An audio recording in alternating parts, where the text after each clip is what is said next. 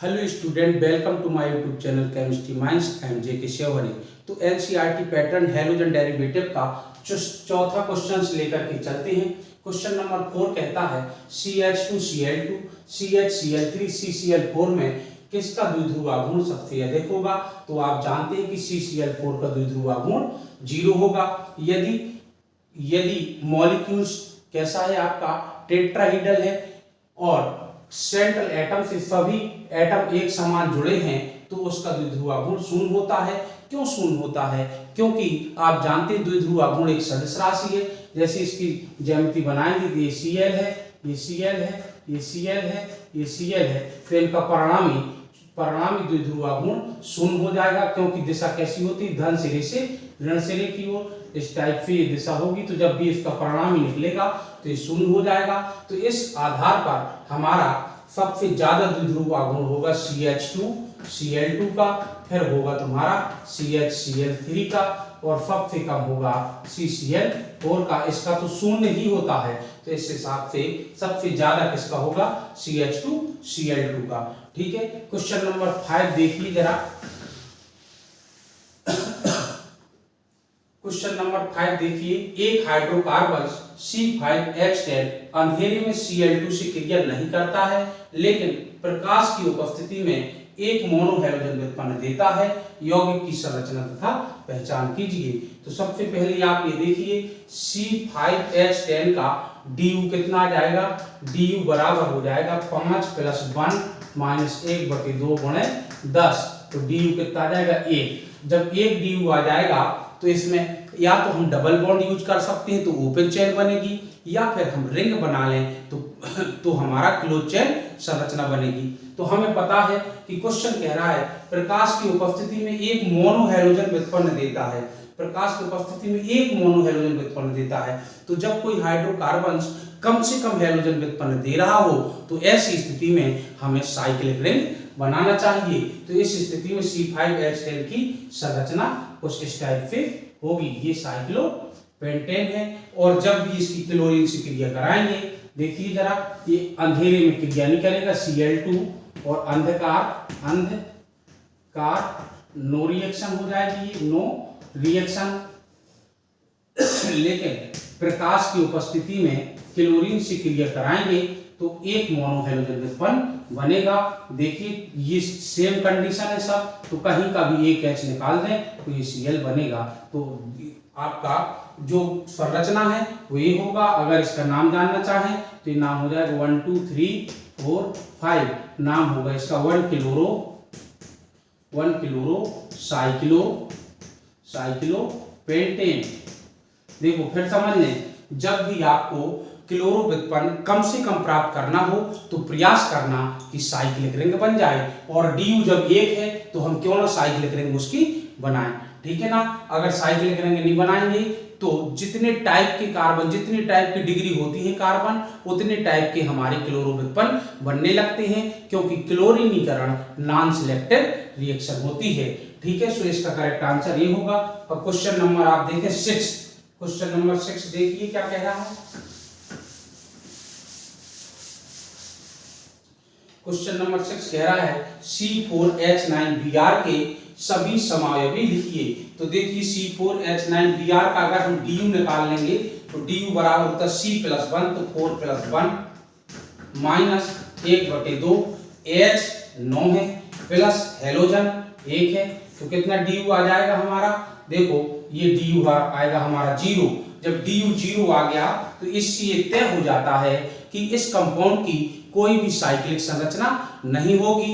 इस कंपाउंड में open chain संरचना होगी और कहीं भी डबल बॉन्ड और ट्रिपल बॉन्ड नहीं होगा, क्योंकि DU का मान 0 है। तो इसकी कुल संरचना कैसी बन सकती है, सबसे पहले देखिए हम बनाएं 1 2 3 4 इस टाइप से। ये आया हमारा कितने कार्बन, 4। तो ये आया हमारा ब्रोमो, इधर 1 2 3 4। इसका नाम पड़ेगा हमारा 1 ब्रोमो ब्यूटेन। एक तो ये बन गया हमारा। दूसरा देखें, दूसरा संरचना हमारा 1 2 3 4, ये Br लग गया इधर, तो ये 1 2 3 4, तो ये हो जाएगा हमारा 2 ब्रोमो ब्यूटेन। एक तो ये हो जाएगा हमारा, तो दो संरचना हो गई। और देखिए क्या संरचना इसका बन सकता है, ये ऐसे देखिएगा, ये प्राइमरी एल्किल हैलाइड हो गया 1 डिग्री, और ये अगर गौर करें तो ये 2 डिग्री एल्किल हैलाइड हो गया। अब देखें इसकी संरचना हमारी 3 डिग्री एल्किल हैलाइड की भी बन सकती है। देखें जरा, एक तो ये हो जाएगा CH3 single bond CH3 single bond CH3, और ये रहा हमारा सिंगल बॉन्ड Br। तो इसको हम कह सकते हैं 3 डिग्री एल्किल हैलाइड, और 3 डिग्री के साथ साथ इसका नाम पड़ जाएगा 1 2 3, ये हो जाएगा क्या 2 ब्रोमो 2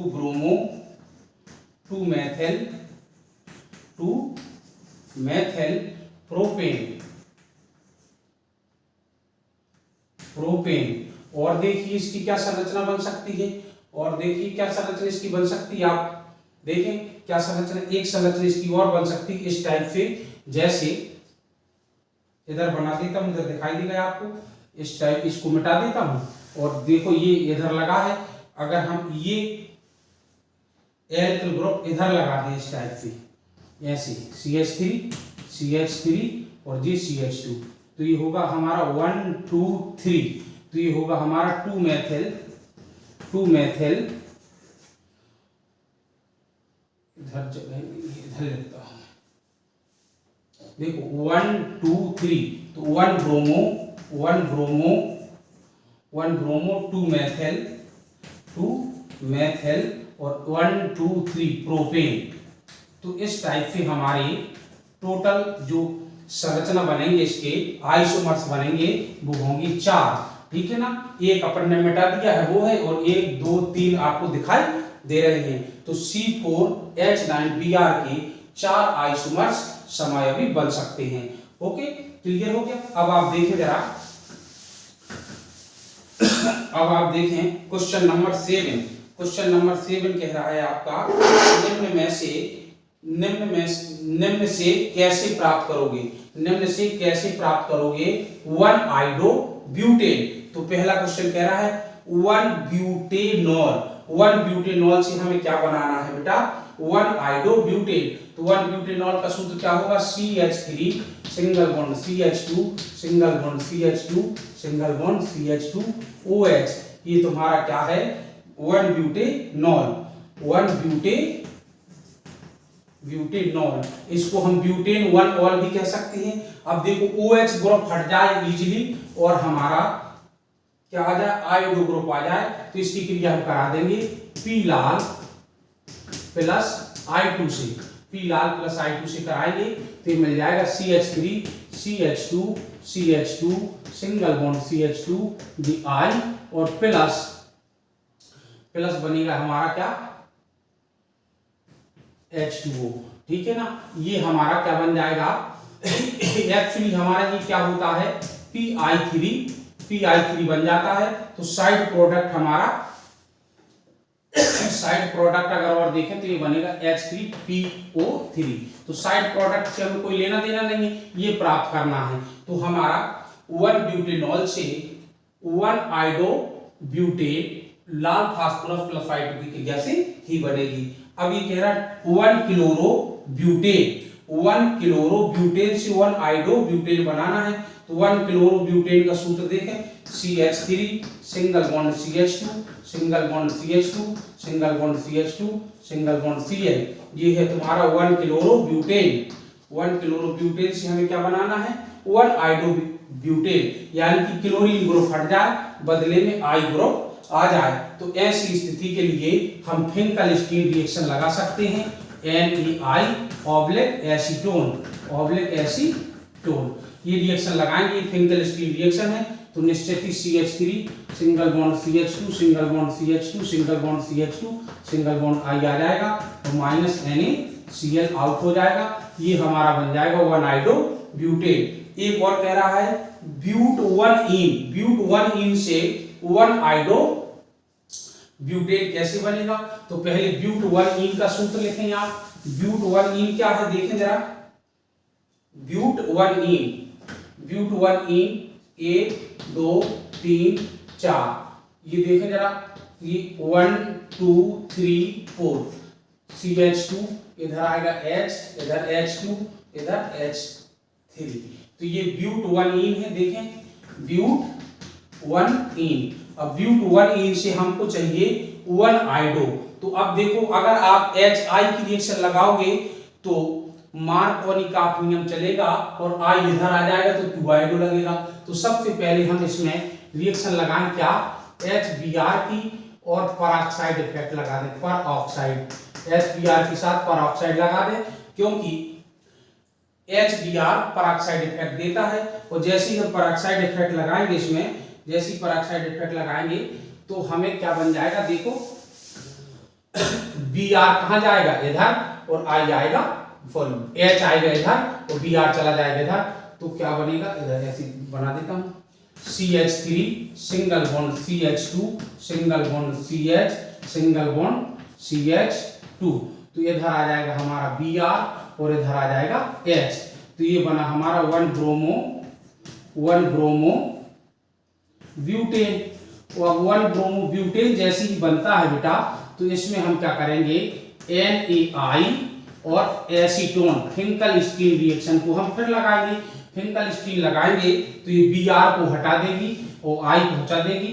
तो CH3 single bond CH2 single bond CH2 single bond CH2 I। तो ये बन गया हमारा 1 आइडो ब्यूटेन। तो ये क्वेश्चन नंबर 7 आपका कंप्लीट हो गया। अब आप देखिएगा क्वेश्चन नंबर 8। क्वेश्चन नंबर 8 देखिए, कहता उभयदंती नाभिक रागी क्या है, उदाहरण दीजिए। उभयदंती नाभिक रागी को कहते हैं हम एम्बीडेंटेड न्यूक्लियोफाइल। उभयदंती न्यूक्लियोफाइल क्या है, उदाहरण से समझाइए। तो देखिए ऐसा न्यूक्लियोफाइल जिसमें 2 अथवा 2 से अधिक डोनर एटम होते हैं उभयदंती न्यूक्लियोफाइल कहलाते हैं। जैसे देखिए C ट्रिपल बॉन्ड CN और इसके पास लोन पेयर इलेक्ट्रॉन है, वो अगर इस पर माइनस चार्ज आ गया तो इस पर लोन पेयर इलेक्ट्रॉन है। तो देखो ये भी जो है डोनर एटम की तरह कार्य करता है, ये भी डोनर एटम की तरह कार्य करता है। तो ये कहलाएगा उभयदंती। जस्ट इसी प्रकार से आपका N ये लोन पेयर इलेक्ट्रॉन है और ये आपका होगा डबल बॉन्ड C और ये आ जाएगा आपका इस टाइप से। और ये इसकी जो वास्तविक संरचना होती है वो इस टाइप से संरचना हो जाती है इसकी। ये ट्रिपल बॉन्ड हो जाता है और ये आ जाता है माइनस, इस पे आ जाता है प्लस। तो CN उभयदंती होता है, NC भी उभयदंती होता है, NO2 भी उभयदंती होता है, ONO भी उभयदंती होता है। ये नाइट्राइड ग्रुप कहलाता है, नाइट्राइट है, और ये नाइट्रो ग्रुप कहलाता है, और ये आइसोसाइनाइड कहलाता है। ये आइसोसाइनाइड है, ये साइनाइड है। तो उभयदंती नाभिक रागी क्या है, तो इसकी परिभाषा क्या है, ऐसा न्यूक्लियोफाइल, ऐसा नाभिक स्नेही अपकर्मक जिसमें 2 अथवा 2 से अधिक ऐसे एटम होते हैं जो कि डोनर एटम की तरह कार्य कर सकते हैं। और डोनर एटम की तरह वही कार्य कर सकता है जिसके पास 1 अथवा 1 से ज्यादा लोन पेयर इलेक्ट्रॉन हो। उदाहरण के लिए साइनाइड, आइसोसाइनाइड, नाइट्रो एवं नाइट्राइड। ठीक है। इसके बाद देखें जरा क्वेश्चन नंबर 9। क्वेश्चन नंबर 9 कहता है आपका निम्न युग्मों में कौन सा यौगिक OH के साथ आसानी से SN2 क्रिया देगा। तो SN2 के लिए कंडीशन देखें, इसके लिए कंडीशन क्या होती है, कंडीशन SN2 की फेवरेबल में कंडीशन क्या होती है, जिससे हेलोजन ग्रुप जुड़ा है, जिससे हेलोजन ग्रुप जुड़ा है, जैसे ये हेलोजन ग्रुप है या लीविंग ग्रुप मान सकते हैं हम। तो SN2 के लिए वो CH3 और ये लीविंग ग्रुप सबसे अच्छी रिएक्शन देता है, फिर देता है तुम्हारा 1 डिग्री पर, यानी कि कह सकते हैं हम CH3 single bond CH2 leaving group जुड़ा हो इस पर, और फिर इसके बाद होता है तुम्हारा 2 डिग्री पर, फिर सबसे घटिया होता है 3 डिग्री पर। ठीक है ना। तो एक पहला केस तो ये है। अगर आपकी डिग्री में अंतर है तो जितनी छोटी डिग्री से लीविंग ग्रुप जुड़ा है, जहां लीविंग ग्रुप के स्थान पर हम क्या लिख सकते हैं, इधर ज्यादातर तुम्हारा आता है फ्लोरीन, क्लोरीन, ब्रोमीन, आयोडीन। तुम्हारे सवालों में एक चीज आती है, बाकी लीविंग ग्रुप बहुत ही होते हैं। मेरा वीडियो डाला है कि पॉइंट ऑफ रिएक्शन मैकेनिज्म, उसमें लीविंग ग्रुप की बात की है मैंने। तो तो देखें इधर तुम्हें सबसे पहले देखना SN2 में लीविंग ग्रुप यदि कम से कम डिग्री से जुड़ा है तो उतनी ही अच्छी SN2 रिएक्शन देगा। अब यदि कार्बन की डिग्री बराबर है सबकी, जैसे मेथल से ये लीविंग ग्रुप जुड़ा है और फिर दूसरा लीविंग ग्रुप है, यदि कार्बन की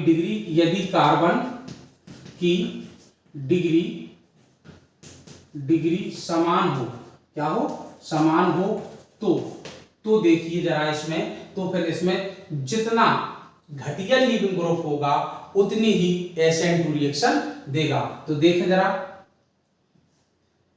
F सबसे अच्छी देगा, फिर Cl देगा, फिर Br देगा, फिर I देगा।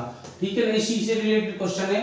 जितनी खराब लीविंग ग्रुप होगा उतना ही अच्छी SN2 रिएक्शन देगा और जितना अच्छा लीविंग ग्रुप होगा उतनी ही अच्छी SN1 क्रिया देता है। तो अब इसमें देखें आप, देखो ये भी मेथिल ग्रुप है और ये भी मेथिल ग्रुप है। तो अब देखो SN2 रिएक्शन मांग रहा है, तो घटिया लीविंग ग्रुप कौन सा है?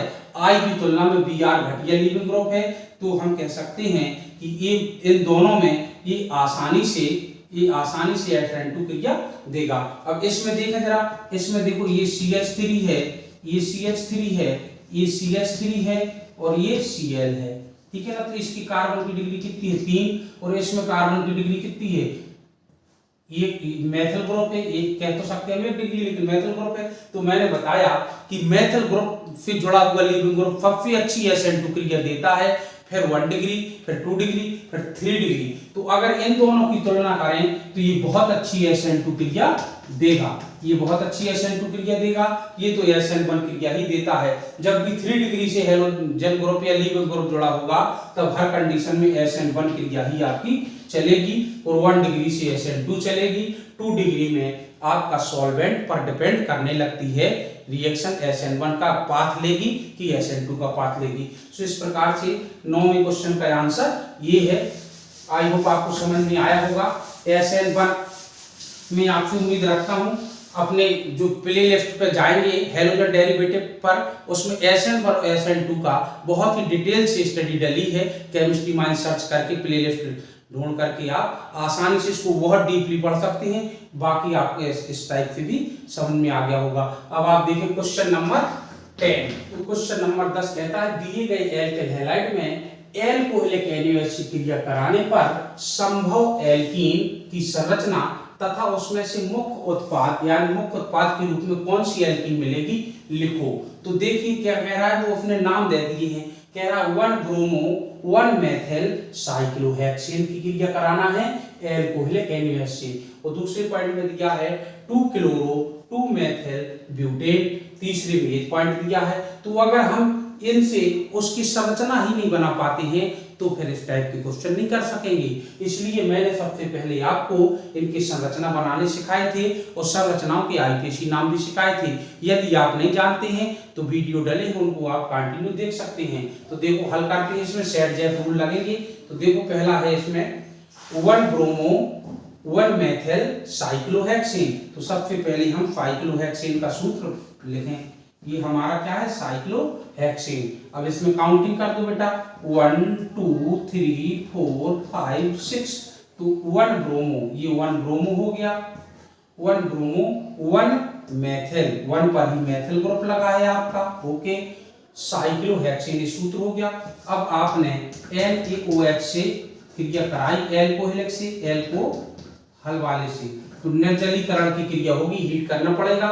और फेड जैप रूल कहता है जब निर्जलीकरण की क्रिया चलेगी तो मेजर प्रोडक्ट के रूप में मोस्ट स्टेबल एल्कीन प्राप्त होगी। तो ये अल्फा है हमारा और ये बीटा है, ये बीटा है, ठीक है। तो अगर हम देखें जरा, ये सेम कंडीशन है, इधर का H निकाल दें चाहे इधर का H निकाल दें, एक जैसे प्रोडक्ट मिलेंगे इसमें। और देखो ये भी बीटा है, तो देखो 2 प्रोडक्ट मिलेंगे इसमें से। अगर इधर का H निकालते हो तो अल्फा और बीटा के बीच डबल बॉन्ड बनेगा। एक प्रोडक्ट तुम्हारा बेटा इस टाइप से बन जाएगा, ये डबल बॉन्ड CH2, और एक प्लस इस टाइप से बन जाएगा आपका CH3। तो 2 टाइप की एल्कीन बने, ये मुख्य एल्कीन होगा मुख्य और ये होगा माइनर। ऐसा क्यों? क्योंकि ये मोस्ट स्टेबल है। मोस्ट स्टेबल क्यों है? क्योंकि इसमें अल्फा हाइड्रोजन ज्यादा है, इसमें आपके अल्फा हाइड्रोजन कम है, इसलिए ये मुख्य उत्पाद हुआ और ये शेरजेफ का रूल है। तो ये आपका पहला क्वेश्चन आपका फिनिश हुआ, ठीक है ना। देखो दूसरा क्वेश्चन देखें इसमें।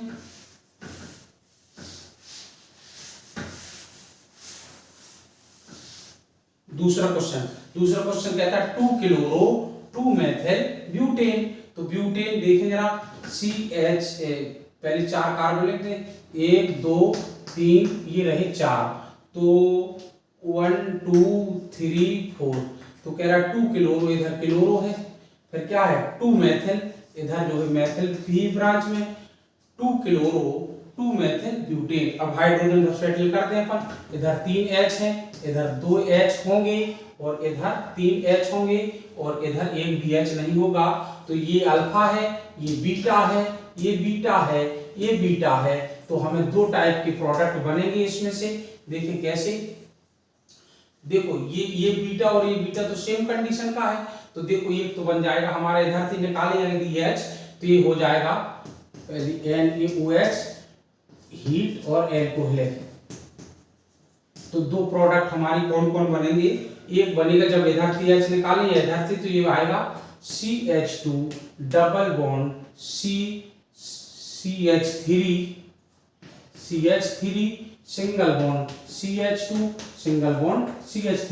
और दूसरा अगर इधर से निकालेंगे तो देखें जरा CH3 और ये बनेगा double bond CH single bond CH3। तो तुम देखो जरा, ये डबल बॉन्डेड, ये अल्फा और ये तुम्हारा क्या रहा अल्फा। तो ये बहुत मोस्ट स्टेबल है, 3 3 6 3 9, तो ये मुख्य उत्पाद होगा और ये होगा तुम्हारा मिनरल सूक्ष्म, ये सूक्ष्म उत्पाद हुई। 2 टाइप की एल्कीन बनी, जिसमें से ये मुख्य है और ये सूक्ष्म है, ठीक है ना। ये शेरजेफ का रूल है। शेरजेफ ने बताया था जब भी एल्किल हैलाइड में निर्जलीकरण की क्रिया चलेगी, विहाइड्रोहैलोजिनेशन चलेगी, अर्थात बीटा विलोपन क्रिया चलेगी, तो मुख्य उत्पाद के रूप में मोर स्टेबल एल्कीन बनेगा, ठीक है ना। तो मोर स्टेबल एल्कीन कहाँ? हाइपर कंजुगेशन से पता चलता है। देखो मैं फिर से बता दूं, ये डबल बॉन्डेड है, डबल बॉन्ड से जुड़ा कार्बन अल्फा, ठीक है ना, और अल्फा कार्बन से जुड़े हाइड्रोजन अल्फा हाइड्रोजन। जिस एल्कीन के पास जितने ज्यादा अल्फा हाइड्रोजन होते हैं वह उतना ही ज्यादा स्टेबल होता है। तो देखो 3 अल्फा H, 3 3 6 3 9, इसमें देखो ये डबल बॉन्डेड है ये आपका, तो ये अल्फा, तो 3 2 5 इसमें, इसलिए ये ज्यादा स्टेबल है। तो आपका दूसरा क्वेश्चन भी क्लियर हो गया। ये तीसरा क्वेश्चन भी 10वीं का तीसरा भी हम बताते हैं इधर जगह बना करके। तीसरा क्वेश्चन कहता है आपका,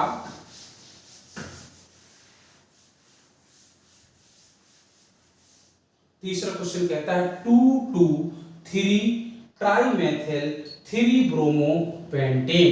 तो देखो इधर WR पेंटेन है, तो पहले 1 2 3 4 ये 5, तो अब काउंटिंग अगर 1 2 3 4 5 कर दें तो 2 2 3 ट्राइमेथिल, तो 2 पर मेथिल है, फिर 2 पर मेथिल है और 3 पर मेथिल है, 2 2 3 ट्राइमेथिल और 3 पर क्या है तुम्हारा ब्रोमो ग्रुप है।